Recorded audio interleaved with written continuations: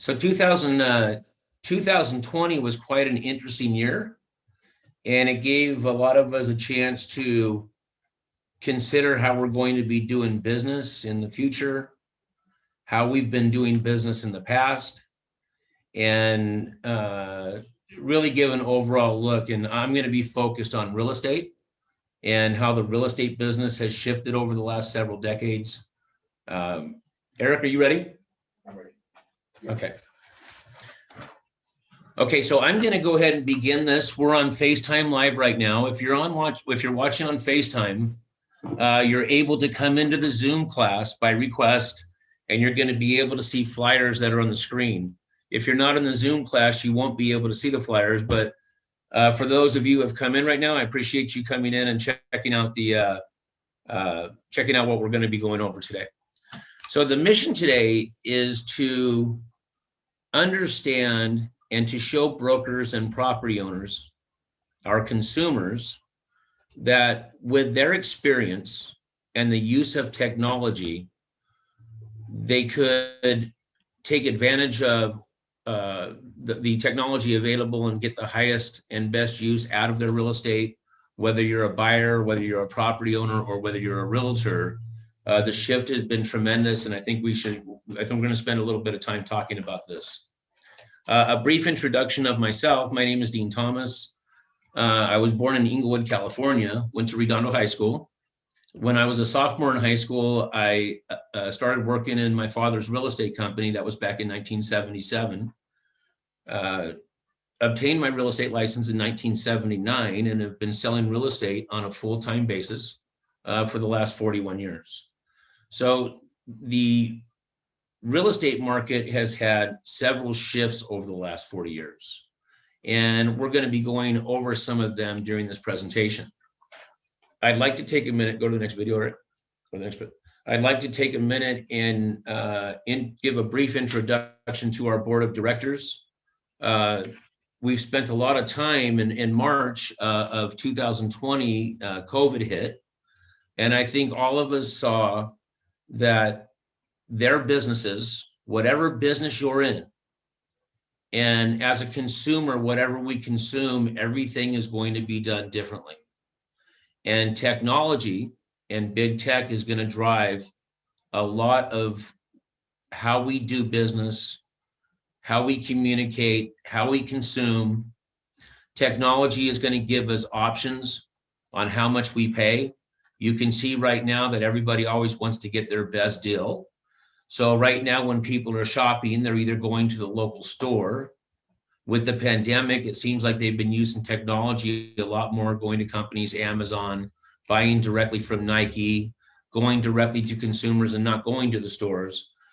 So I realized that in the real estate business, technology has certainly met the executive part of real estate. And if you're in the real estate business, or if you are a buyer or a property owner, you should expect the broker that you're using, the realtor that you're using, to understand and provide to you as a service all of the technologies that are available to, one, save you money, and to two, give you the best experience as a consumer. So our board of directors is quite diversified. We have PhDs in business management. We have master's degree in software engineering. We have a very corporate structure. We have a combined over 70 years of real estate experience within our group. And the work that we've done in the last 9 months to introduce some of the programs that eReal Estate Corporation has is, I'm going to say, quite commendable. And I want to thank our board for the work they've done. Okay, let's go to the next one. Okay, the topics that we're going to cover today are going to be some of the shifts that have taken place over the last 5 decades and where the trajectory of real estate is going to go as for consumers and for realtors over the next decade. Everybody should be able to utilize big tech to their advantage.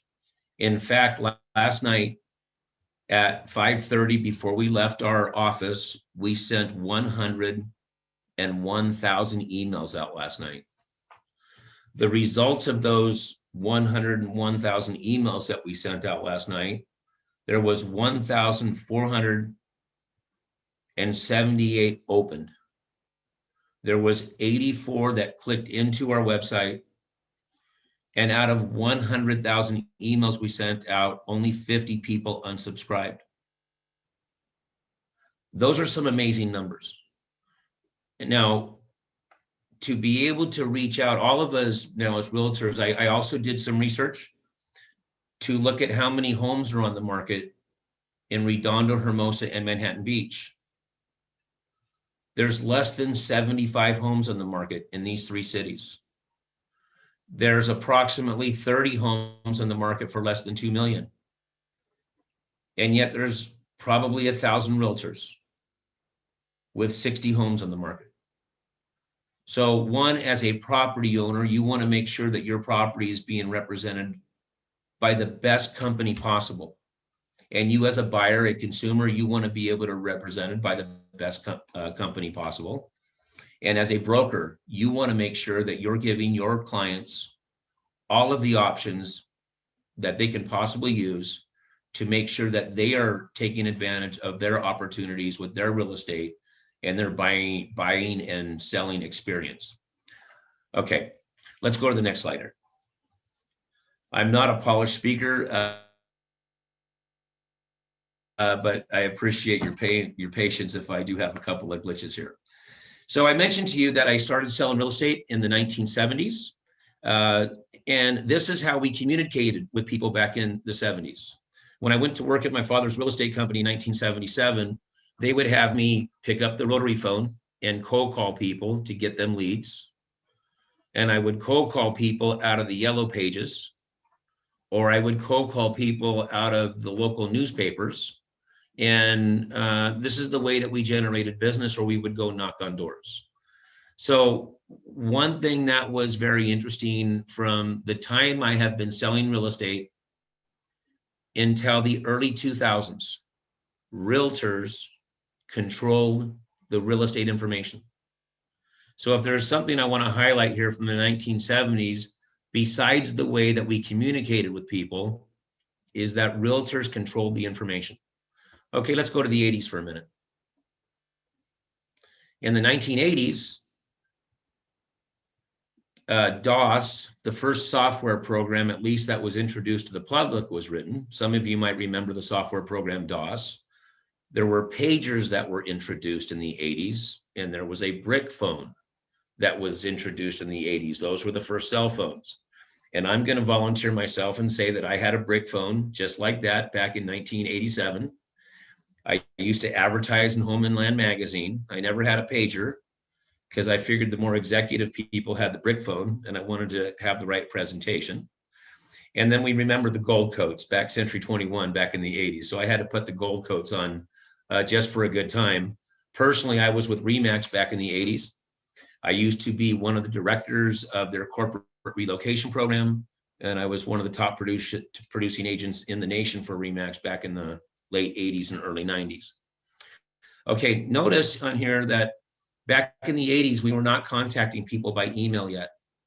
And cell phones were very rare. I remember my cell phone being $800 to $1,200 a month back when I had that brick phone. A lot of contact by mail. Well, we've gone green over the years, and we're not sending as much mail. We're using email. Technology has really stepped in the middle of the mail and all of these types of services. Technology has actually stepped into all aspects of our life. So let's go to the 90s now. So in the 1990s, 1996, I started my first real estate company and my first mortgage company. And in 1996, in the 90s, Google was introduced. GoDaddy didn't sell domain names yet, but GoDaddy was introduced in the 90s. American Online was the internet resource back then, and American Online is, I don't believe, around anymore. And we did not have laptops back then. We didn't have carry-on computers, and there certainly wasn't any smart devices. But the cell phones advanced a little bit. They got up to the Motorola's like they are right there. But my personal first experience with the internet and my real estate business was back in 1996. My business partner and I opened up a company called Value Mortgage, which we still have today. And we opened up a real estate company called Bayside Properties. The company grew to 60 agents. And the interesting thing about Value Mortgage was when I went in to get valuemortgage.com, because you were able to get .coms in the mid 90s. Not a lot of people were aware of that, but you were certainly able to get the .coms. So Value Mortgage was taken. So I put in a bunch of names and I got the name onlineloans.com. And onlineloans.com, which is now quite a large company. I actually sold it about 2 years ago. Onlineloans.com became the lead generator and facilitator for Value Mortgage. And now if you get a hold of Value Mortgage, you would go to valuemortgageplus.com. Or if you wanted to use our private party loan services, you would go to privateleansavailable.com. So let's talk about streamlining business for a moment. Everybody can apply online now for their loans. You don't have to go to the bank anymore. You don't have to meet with anybody anymore. Everything has changed in all areas of our business. So as an example, with our private party loans that our company has, we fund a tremendous amount of private party loans. But to make it easier for our clients and more executive-like, if somebody wants a private party loan, I'll just ask them to visit privateleansavailable.com. They can fill out a form in 3 minutes. We can have them pre-approved in 2 days. Business becomes that swift and easy. Okay, let's go to the 2000s. Now, in the early 2000s, phones had changed a little bit. They got a little bit smaller. There was not smartphones available yet. The internet and Explorer were introduced. Redfin was introduced in 2004. Zillow was introduced shortly after that. Realtor.com was introduced shortly after that. And more importantly, for the first time in 3 decades of my career, realtors no longer controlled the real estate information. They do on commercial property still, but they didn't on the MLS. So what happened is now all of our clients, all of the consumers get all of their real estate information real time, right? And usually my experience has been, I have clients call me up and say, Dean, I just saw a property on Redfin, or Dean, I just saw a property on Zillow, right? Or however, and they call me up and ask me to follow up with them. Thank you very much for that. That's by giving them the best real estate and executive experience I can possibly give them, right? So, but in the 2000s, I was still intrigued with the internet, and I ended up getting a couple of domain names. And if you recall, back in 2006, there was a foreclosure market. There was a real estate cycle that was devastating. And I went to, I've gone to, you guys, Tony Robbins, I've been to Mike Ferry. I went to a I Promote, which was an internet company seminar back in 2006. And when I was there, they said that I should build a lead generating website, that they should build it for me. And I thought, okay, they're on to something. So my first lead generating website I built was foreclosuresforbuyers.com. Now, if you have a computer with you or a smartphone with you, you can actually Google foreclosuresforbuyers.com. You can pull up the website. You'll have instant access to foreclosed property information. And if you're interested in pursuing more, you'll ping me and I'll follow up with you. And that's been a lead generating website for me since 2006. That one website has attributed to at least 75 to 100 real estate transactions over the last 15 years. So I took that, and I deal with investors a lot. So then I got foreclosedincomeproperties.com, right? Then I went a little bit further and got newhomesredondobeach.com, newhomespalsverdes.com. I actually own ManhattanStrand.com and HermosaStrand.com, but I don't own any real estate on the Strand, but I have my own little real estate down there, and it goes to nowhere right now because it's part of forward thinking for future business and how we're going to work this out. I actually have like 250 domain names, and I hear people say sometimes that domain names aren't worth too much. And I have people say they are worth something. And my experience has been is they've brought me a lot of business, and I can create niche markets around them. For example, I wanted to assist veterans. We created housesforveterans.com, right?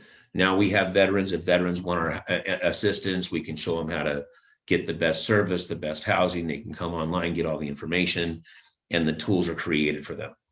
Okay, let's go to 2010. Okay, in 2010, now we're talking about the 4th decade of the 5-decade cycle that I'll be speaking on today. In 2010, we started getting virtual tours. Smartphones were introduced. Smart devices were introduced. You see in the middle of this slide right here, if you're on the FaceTime, you can't see it. It's in the FaceTime post we did. But you see how in the middle, you see eReal Estate Corp. That should be our client in the middle. Or if you're one of my friends that are a realtor that are on this line right now and just wanted to get some information, that should be you in the middle of that. And we, as the realtors, need to be giving our clients executive service and make sure that their properties are being represented with the tools that are available to us. Now, interestingly enough, if you're on your iPad right now or your computer or something, and you put in 7010th Street.com, we spell out 10th? 10th Street also. Yeah, 10th Street, spell it out. So there's a 3-dimensional tour, which is on the bottom of this slide. That 3D dollhouse tour can give you every aspect and every dimension of that property. These are available for investment properties, they're available for industrial properties, they're available for residential properties. And the tool is amazing for buyers to be able to come in and have every calculation of every square footage of every detail of the building. Again, whether it's a residential building, apartment building, or commercial building, this is a tool that should be used to sell the property. There's also the virtual tours available. There's DocuSign available. And these software companies that you see on the screen right here on the Zoom meeting, there's going to be, since then, there's been another 100 software companies introduced, which we're going to go into the 2020s for a minute. So now in 2020, as a business person, and I'm going to, again, specifically talk about real estate. So all of these internet companies are available to assist us in our business. Problem is knowing how to tie all these internet companies together. But it's amazing, as I told you earlier, I sent 100,000 emails out last night before I left. In my database, I have 3,000 contractors. In my database, well, emails. So if I find a fixer-upper or if I find some kind of buildable lot, I can push that out very quickly. I have a database of doctors. I have a database of financial planners. I have a database of property owners in every city of the South Bay. So this is, I'm not talking about, I right now, I'm talking about how we are going to communicate with property owners, because it needs to be efficient. If there's only 65 properties on the market in 3 cities, we need to be very efficient. And our clients deserve that efficiency. And the companies that we work with need to provide that efficiency. Okay, let's go to the next slide for a minute. All right, so I'm going to look at the time right now because I want to end this on time. Oh, we've only been into it for 20 minutes. Very good. I like to, I'd rather end things early than drag on long. So we're going to probably have about 15 more minutes here and we'll be coming to the conclusion.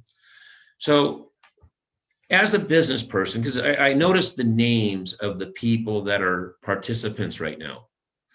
And when I look at the names, some of them are friends of mine. Some of them are past clients of mine. Some of them are business associates, and some of them are other realtors. So in whatever business you're in, we have to utilize technology to give us the best results. And as I look at real estate moving forward, when I'm talking to property owners, and I'm talking to property owners about why they should use Dean Thomas, right? And I'm talking about properties, how they should best market their properties. So, or why they should use eReal Estate Corporation or whichever company. See, it's my belief that every business, not just real estate, should have a database of clients like you see on the left side of the screen. If you're on the FaceTime Live, my database has real estate agents, past clients, prospective clients, contractors, financial advisors, doctors, CPAs, accountants, veterans, and property owners. Local in each city. My property owners' emails are divided to each city. So we are able to communicate with the technology to 1,000, 2,000, 3,000, 50,000 people a day. And if we give the right information, remember earlier when I gave the statistic that I sent out 101,000 emails last night and only 50 people unsubscribed. That number is a phenomenal number. And when I look at all the people that open the information, those are all prospective clients that I've never even talked to before. So the power of the technology is very interesting. Now, I'd like to talk about, for just a moment, I did a lot of consulting in 2020 with some very experienced consultants. And I asked 5 basic questions of these consultants. And one of the questions I asked was 100%, the answer was yes, 100% of the time. And that question was, do you think realtors are overpaid? And the answer was, I don't think they're overpaid, but we pay too much, whatever that means, right? So what's interesting is when I mentioned about the 65 properties that are available in town, and only 30 of them are under $3 million. What that means is if the average 5% commission on a $3 million house, it's $150,000 to sell their property. It's unanimous that people want other options. It's unanimous that people don't want to spend $150,000 to sell their property. So from my perspective as a realtor and a partner of a real estate company, I believe we need to empower our agents and our clients to make decisions that are best for themselves with no discounted service. There doesn't need to be any discounted service. It's a matter of how much executive service do you want? Do you want me to do the full executive service, or my client that owns the $3 million or $1 million property or 700, if they can participate a little bit and save a little bit of money, they probably would be interested in that option. So the question is how many options do we give our clients? How many programs do we give our clients and still give them the best real estate executive experience as we can? Because you guys may have heard that Zillow is now a real estate company. They're not an advertising company anymore. And our clients and everybody has all types of options. So what's the next slide, Eric? For sale sign.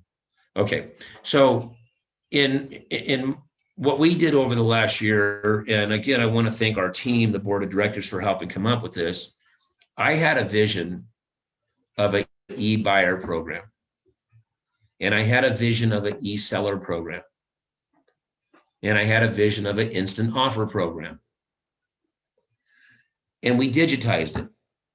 So you can come to any of our agents' websites and actually write an offer on a property through the eBUYER program or the instant offer program.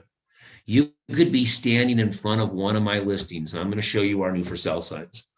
Not yet. Our new for sale signs they're going to invite you in that. You're going to be able to do a virtual tour standing in front of the house. You're going to be able to hit a text message and set an instant appointment to show the property. And you're going to actually be able to submit an offer from your mobile device while you're standing in front of the house if you want to. So we have eBUYER programs, we have eSELLER programs, we have instant offer programs. And then what we introduced to the marketplace, which I believe the trademark will be completed within 30 days, is we took the corporate neighborhood relocation program. And on the screen here, you see neighborhood relocation. We took the corporate neighborhood relocation concept and introduced it to neighborhoods. In fact, yesterday in Holly Glen, we just came up with the neighborhood relocation concept 4 months ago. We took our second listing in Holly Glen of Hawthorne. Well, they're going to sign it this weekend, but he committed to us. So the interesting thing is having tools that provide service to the property owners to make them want to utilize ourselves as executives to best represent their properties. That's key moving forward in the 2020s. When you're on listing appointments, what's interesting now is, what is a listing appointment now? Let's talk about that for a minute. In 2020, what is a listing appointment? The general process is I used to come meet at your home and give you a detailed presentation. Now what happens is I email you an 18-page digitized resume of myself. I send you my YouTube, Dean Thomas Real Estate YouTube channel, which has like 25 videos of how we do business. And then I offer you my e-full service, eBUYER, or eSELLER program.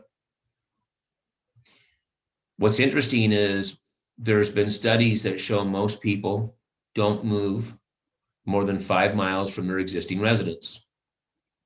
This is where we implemented the neighborhood relocation program. We can help people move if somebody's going to move from Torrance to Palos Verdes, or they're going to move from Palos Verdes to, in this case, the person was moving Holly Glen to Temecula. Well, they're utilizing our neighborhood relocation program. They're saving money and getting the executive experience in their real estate business. So I'm going to give you one last, we're going to go over one last thing. And for sale signs, let's talk about for sale signs for a minute. And this is going to give you a fine idea of where real estate is moving in the future. Not only did we create the eBUYER program and the eSELLER program, et cetera, we also revised our for sale signs, which are basically talking signs. They're made to deliver service, right? So Eric, pull up the for sale signs. So I'm going to give you an example. We just closed escrow at a property on Dixon Avenue in Redondo Beach. We closed escrow last Friday. This for sale sign has the website in front of it. It has a submit online offer offering in front of it. And you can text Dixon. You can actually text this number right here, and it will arrange a virtual tour for you or a private showing. Or you can obviously call the agent up direct. So today in 2020 and moving forward, I think you've noticed that people like to do things on their own. They like to do their own research. They don't necessarily want to have a conversation for everything they do. They want to have a conversation when they want to do something and when they want to do it right. So utilizing technology in our business moving forward in whatever business we're in. I can assure you that if I'm on a listing presentation and I'm showing the property owner the tools that we have to make their experience not only net them the most amount of money, but the most executive experience they can have, it would be hard for them to refuse these types of services. And then you misspelled interested. I see a misspelling on the video. Oh, well, things happen.